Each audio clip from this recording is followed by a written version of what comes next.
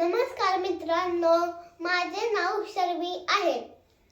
मी फेब्रुवारीला मंथनची परीक्षा द्यायला जाणार आहे, म्हणून आपण पहिले मंथनचे समानार्थी शब्द शिकूया.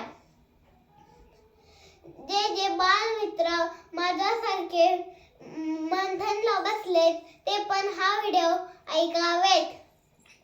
वारा म्हणजे पवन, रान म्हणजे अरण्य, पाणी म्हणजे जल, आभाळ म्हणजे आकाश, रात्र म्हणजे निशा, गार म्हणजे थंड, माया म्हणजे प्रेम, झोका म्हणजे झोपाळा, आई म्हणजे जननी, वाट म्हणजे रस्ता, सदन म्हणजे घर, हळू म्हणजे सावकाश, झाड म्हणजे वृक्ष, शक्ती म्हणजे ताकद, हत्ती म्हणजे गज, वडील म्हणजे पिता, आभाळ म्हणजे आकाश, पक्षी म्हणजे पाखरू, हवा म्हणजे वारा, गंमत म्हणजे मजा, मासा म्हणजे मी, शिपाई म्हणजे सैनिक, मित्र म्हणजे सोबती, झाड